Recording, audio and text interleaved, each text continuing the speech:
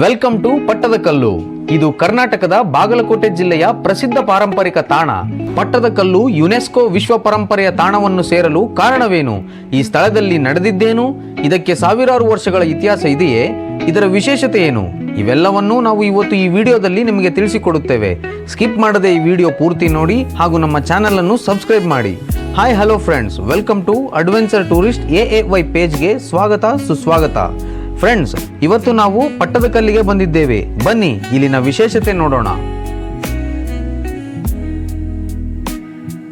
Friends, Bagalkot ಜಿಲ್ಲೆಯ ಬಾದಾಮಿ ತಾಲೂಕಿನ ಮಲಪ್ರಭಾ ನದಿಯ ಎಡದಂಡೆಯಲ್ಲಿರುವ ಪಟ್ಟದಕಲ್ಲು ಚಾಲುಕ್ಯರ ಸಾಂಸ್ಕೃತಿಕ ರಾಜಧಾನಿಯಾಗಿತ್ತು.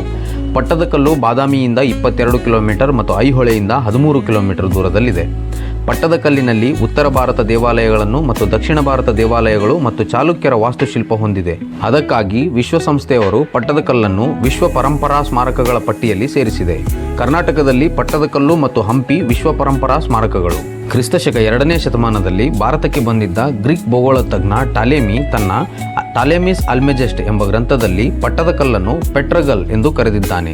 ನಂತರದ ಸಾಹಿತ್ಯ ಕೃತಿಗಳಲ್ಲಿ ಅದನ್ನು ಕಿಸುವಳಲ್, ಕೆಂಪು ಮಣ್ಣಿನ ಕಣಿವೆ ಅಥವಾ ಪಟ್ಟದ ಕಿಸುವಳಲ್ ಅಥವಾ ರಕ್ತಪುರ ಎಂದು ವರ್ಣಿಸಲಾಗಿದೆ. ಚಾಲುಕ್ಯ ಅರಸರು ಬಾದಾಮಿಯಲ್ಲಿ ಆಳ್ವಿಕೆ ಮಾಡಿದರೂ ಕೂಡ ಪಟ್ಟದಕಲ್ಲಿನಲ್ಲಿ ಪಟ್ಟಾಭಿಷಿಕ್ತರಾಗುತ್ತಿದ್ದರು. ಏಕೆಂದರೆ ಇಲ್ಲಿ ಮಲಪ್ರಭಾ ನದಿಯು ದಕ್ಷಿಣ ವಾಹಿನಿಯಿಂದ ಉತ್ತರ ವಾಹಿನಿಯಾಗಿ ಹರಿದಿರುವ ನದಿಯ ನೀರು ಪುಣ್ಯ ಜಲ. ಇಲ್ಲಿ ಪಟ್ಟಾಭಿಷೇಕ ಮಾಡಿಕೊಂಡರೆ ಜೀವನದಲ್ಲಿ ದಿಗ್ವಿಜಯ ಸಾಧಿಸಬಹುದು ಮತ್ತು ಸಾಮ್ರಾಜ್ಯ ವಿಸ್ತರಣೆ ಮಾಡಬಹುದು ಎಂಬ ನಂಬಿಕೆಯಿಂದ ಪಟ್ಟಾಭಿಷೇಕ ಮಾಡಿಕೊಳ್ಳುತ್ತಿದ್ದರು. ಯುವರಾಜರ ಪಟ್ಟಾಭಿಷೇಕ ನಡೆಯುವ ಸ್ಥಳವಾಗಿದ್ದರಿಂದ ಮುಂದೆ ಪಟ್ಟದಕಲ್ಲು ಎಂಬ ಹೆಸರು ಬಂದಿರಬಹುದು. ಸ್ಥಳೀಯ ಒಂದು ಶಾಸನದಲ್ಲಿ ಇದನ್ನು ಕುಂತಲ ದೇಶವೆಂಬ ಕಾಂತೇಯ ಹಗೆಯಂತಿದ್ದ ಕಿಸುನಾಡಿಗೆ ಕಿಸುವಳಾನ್ ಪಟ್ಟಣವು ಅಮೂಲ್ಯ ರತ್ನದ ಹಾಗಿತ್ತೆಂದು ಕರೆದಿರುತ್ತಾರೆ. ಕ್ರಿಸ್ತಶಕ 6ನೇ ಶತಮಾನದಲ್ಲಿ ವಾತಾಪಿಯನ್ನು ಅಂದರೆ ಬಾದಾಮಿಯನ್ನು ರಾಜಧಾನಿಯನ್ನಾಗಿ ಮಾಡಿಕೊಂಡು ಪಶ್ಚಿಮ ಚಾಲುಕ್ಯ ವಂಶವನ್ನು ಸಂಸ್ಥಾಪಿಸಿದ 1ನೆಯ ಪುಲಕೇಶಿಯು ಕರ್ನಾಟಕದ ಚರಿತ್ರೆಯಲ್ಲಿ ಉಜ್ವಲ ಯುಗಕ್ಕೆ ನಾಂದಿ ಹಾಡಿದ ಪಲ್ಲವರ ದೊರೆಯಾದ ನರಸಿಂಹವರ್ಮನು ಇಮ್ಮಡಿ ಪುಲಕೇಶಿಯನ್ನು ಸೋಲಿಸಿ ಬಾದಾಮಿಯನ್ನು ತನ್ನ ಅಧೀನದಲ್ಲಿಟ್ಟುಕೊಂಡು ವಾತಾಪಿಕೊಂಡ ಎಂಬ ಬಿರುದನ್ನು ಧರಿಸಿದನು. ಇಮ್ಮಡಿ ಪುಲಕೇಶಿಯ ಮಗನಾದ 1ನೆಯ ವಿಕ್ರಮಾದಿತ್ಯನು ಪಲ್ಲವರ ಅಧೀನದಲ್ಲಿದ್ದು ಚಾಲುಕ್ಯ ಸಾಮ್ರಾಜ್ಯವನ್ನು ಪುನರ್ ಪ್ರತಿಷ್ಠಾಪಿಸಿದ ಕೀರ್ತಿಗೆ ಪಾತ್ರನಾದ 1ನೆಯ ವಿಕ್ರಮಾದಿತ್ಯನು ವೈಷ್ಣವ ಧರ್ಮವನ್ನು ತ್ಯಜಿಸಿ ಸುದರ್ಶನಾಚಾರ್ಯರಿಂದ ಶೈವ ದೀಕ್ಷೆ ಪಡೆದು ಪರಮ ಮಹೇಶ್ವರ ಎಂಬ ಬಿರುದನ್ನು ಧರಿಸಿದನು. ಇಲ್ಲಿಂದ ಶೈವ ಧರ್ಮ ಪ್ರಾರಂಭವಾಯಿತು. ಆದ್ದರಿಂದ ಪಟ್ಟದಕಲ್ಲಿನಲ್ಲಿ ಎಲ್ಲಾ ದೇವಾಲಯಗಳು ಶೈವ ದೇವಾಲಯಗಳಾಗಿವೆ. ಇನ್ನು ಈ ದೇವಾಲಯದ ಬಗ್ಗೆ ಹೇಳುವುದಾದರೆ, ದೇವಾಲಯದ ಗರ್ಭಗೃಹದ ಸುತ್ತಲೂ ಪ್ರದಕ್ಷಿಣಾ ಪಥ ಹೊಂದಿರುವ ದೇವಾಲಯಕ್ಕೆ ಸಾಂಧಾರ ಮಾದರಿಯ ದೇವಾಲಯ ಎಂದು ಕರೆಯುತ್ತಾರೆ. ಇನ್ನು ನಿರಾಧಾರ ಮಾದರಿಯ ದೇವಾಲಯಗಳ ಬಗ್ಗೆ ಹೇಳುವುದಾದರೆ, ದೇವಾಲಯದ ಗರ್ಭಗೃಹದ ಸುತ್ತಲೂ ಪ್ರದಕ್ಷಿಣಾ ಪಥ ಹೊಂದಿರಲಾರದಂತಹ ದೇವಾಲಯವಾಗಿದೆ. ಪಟ್ಟದಕಲ್ಲಿನ ದೇವಾಲಯಗಳನ್ನು ಶೈವ ಮತ್ತು ಲಕ್ಷಣಗಳನ್ನು ನೋಡಿ 2 ವರ್ಗಗಳಾಗಿ ವಿಂಗಡಿಸಲಾಗಿದೆ. ದ್ರಾವಿಡ ವಿಮಾನ ದೇವಾಲಯಗಳಲ್ಲಿ ಒಂದಾದ ಗಳಗನಾಥ ದೇವಾಲಯದ ಬಗ್ಗೆ ಹೇಳುವುದಾದರೆ, ಕ್ರಿಸ್ತಶಕ 750ರ ಅವಧಿಯಲ್ಲಿ ನಿರ್ಮಿತವಾದ ಈ ವಿಶಾಲವಾದ ದೇವಾಲಯದ ತಲವಿನ್ಯಾಸವು ಪ್ರದಕ್ಷಿಣಾ ಪಥದಿಂದ ಕೂಡಿದ ಗರ್ಭಗೃಹ ಪೂರ್ವಕ್ಕೆ ದ್ವಾರವಿರುವ ಅಂತರಾಳ, ಸಭಾಮಂಟಪ, ಮುಖಮಂಟಪಗಳನ್ನು ಅಧಿಷ್ಠಾನದ ಭಾಗದವರೆಗೆ ಮಾತ್ರ ಉಳಿದಿದೆ. ಗಳಗನಾಥ ದೇವಾಲಯ ಮತ್ತು ಆಂಧ್ರಪ್ರದೇಶದ ಆಲಂಪುರದ ದೇವಾಲಯ ಸಮೂಹಗಳಲ್ಲಿನ ರಚನಾ ಸಾಮ್ಯತೆಗಳಿಂದ ಬಹುಶಃ ಆಲಂಪುರದ ವಾಸ್ತುಶಿಲ್ಪಿಗಳೇ ಈ ದೇವಾಲಯವನ್ನು ನಿರ್ಮಿಸಿರಬಹುದೆಂದು ತೋರುತ್ತದೆ. ಗಳಗನಾಥ ಅನ್ನುವುದು ಶಿವನ ಹೆಸರಾಗಿದೆ. ಈ ದೇವಾಲಯದ ಮೇಲಿರುವ ಶಿಖರ ಉತ್ತರ ಭಾರತದ ರೇಖಾನಾಗರ ಶೈಲಿಯಲ್ಲಿದೆ.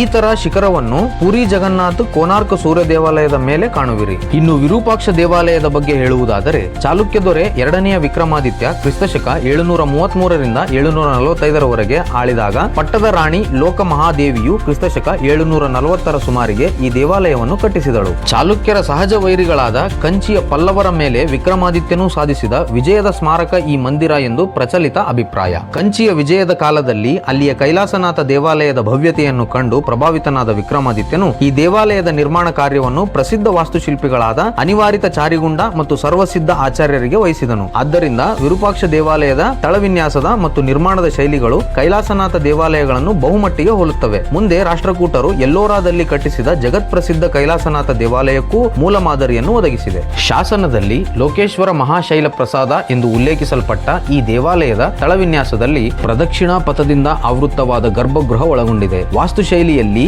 ಎಲ್ಲಾ ಪ್ರಮುಖ ಅಂಶಗಳನ್ನು ಒಳಗೊಂಡಿರುವ ಈ ದೇವಾಲಯವು ದ್ರಾವಿಡ ಶೈಲಿಯ ವಿಶಿಷ್ಟ ವಿಶಿಷ್ಟ ಕಲಾಕೃತಿ ಎನಿಸಿದೆ. ಬಾದಾಮಿ ಚಾಲುಕ್ಯರ ಶೈಲಿಯ ಧಾರ್ಮಿಕ, ಸಾಮಾಜಿಕ ಹಾಗೂ ಪೌರಾಣಿಕ ಚಿತ್ರಣಗಳು, ಅತ್ಯುತ್ತಮ ಶಿಲ್ಪಗಳನ್ನು ಹೊಂದಿರುವ ಈ ದೇವಾಲಯವು ನಿಜಕ್ಕೂ ಒಂದು ಅಪೂರ್ವ ಶಿಲ್ಪಗಾರ. ಈ ದೇವಾಲಯದ ಭಿತ್ತಿ ಹಾಗೂ ಪ್ರವೇಶ ದ್ವಾರದ ಮೇಲೆ ಬರೆದಿರುವ ಶಾಸನಗಳಲ್ಲಿ ಇದರ ನಿರ್ಮಾಣದಲ್ಲಿ ಪ್ರಮುಖ ಪಾತ್ರ ವಹಿಸಿದವರ ಸನ್ಮಾನ, ದೇವಾಲಯಕ್ಕೆ ಕೊಟ್ಟ ದಾನ, ಧರ್ಮ ಮತ್ತಿತರ ಅಮೂಲ್ಯ ವಿವರಗಳಿವೆ. 1972ರಲ್ಲಿ ಯುನೆಸ್ಕೋದ ಸಾಧಾರಣ ಸಭೆಯು ವಿಶ್ವ ಸಾಂಸ್ಕೃತಿಕ ಮತ್ತು ಪ್ರಾಕೃತಿಕ ಪರಂಪರೆಯ ಸಂರಕ್ಷಣೆಗಾಗಿ ಒಂದು ಒಪ್ಪಂದವನ್ನು ಉತ್ಸಾಹದಿಂದ ಅಂಗೀಕರಿಸಿತು. ಜುಲೈ 2005ರ ವಿಶ್ವ ಪರಂಪರೆ ಪಟ್ಟಿಯಲ್ಲಿ 127 ದೇಶಗಳು, 628 ಸಾಂಸ್ಕೃತಿಕ, 160 ಪ್ರಾಕೃತಿಕ ಹಾಗೂ 24 ಸಮ್ಮಿಶ್ರ ಗುಣಲಕ್ಷಣಗಳುಳ್ಳ ಒಟ್ಟು 812 ನಿವೇಶನಗಳು ಸೇರಿವೆ. ಪಟ್ಟದಕಲ್ಲಿನಲ್ಲಿರುವ ಸ್ಮಾರಕ ಸಮೂಹವನ್ನು ಅಸಾಮಾನ್ಯ ಜಾಗತಿಕ ಮೌಲಿಕತೆ ಮತ್ತು ಕಾಲಘಟ್ಟದ ಜಾಗತಿಕ ಸಂದರ್ಭದಲ್ಲಿ ಕಲೆ ಮತ್ತು ವಾಸ್ತುಕ್ಷೇತ್ರಗಳಲ್ಲಿ ಮನುಕುಲಕ್ಕೆ ನೀಡಿದ ಕೊಡುಗೆಯನ್ನು ಪರಿಗಣಿಸಿ ಯುನೆಸ್ಕೋ ಅದನ್ನು ವಿಶ್ವ ಪಾರಂಪರಾ ನಿವೇಶನವೆಂದು 239ರ ಪ್ರಕಾರ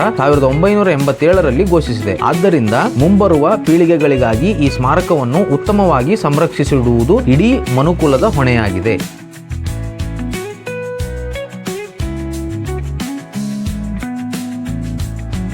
ಸೊ ನೋಡಿದ್ರಲ್ಲ ಫ್ರೆಂಡ್ಸ್, ನಮ್ಮ ಪಟ್ಟದಕಲ್ಲಿನ ಟೂರ್ ಈ ರೀತಿಯಾಗಿತ್ತು. ಈ ವಿಡಿಯೋ ನಿಮಗೆ ಇಷ್ಟ ಆದರೆ ಲೈಕ್ ಮಾಡಿ ಮತ್ತು ನಮ್ಮ ಚಾನಲನ್ನು ಸಬ್ಸ್ಕ್ರೈಬ್ ಮಾಡಿ ಹಾಗೂ ಈ ವಿಡಿಯೋ ಹೆಚ್ಚಿನ ಜನರಿಗೆ ತಲುಪೋದಕ್ಕೋಸ್ಕರ ಈ ವಿಡಿಯೋನ ಶೇರ್ ಮಾಡಿ. ಮತ್ತೊಂದು ಅಡ್ವೆಂಚರಸ್ ಟೂರ್ ಜೊತೆ ಮತ್ತೆ ಸಿಗೋಣ. ಅಲ್ಲಿವರೆಗೂ ಟೇಕ್ ಕೇರ್, ಬಾಯ್ ಬಾಯ್.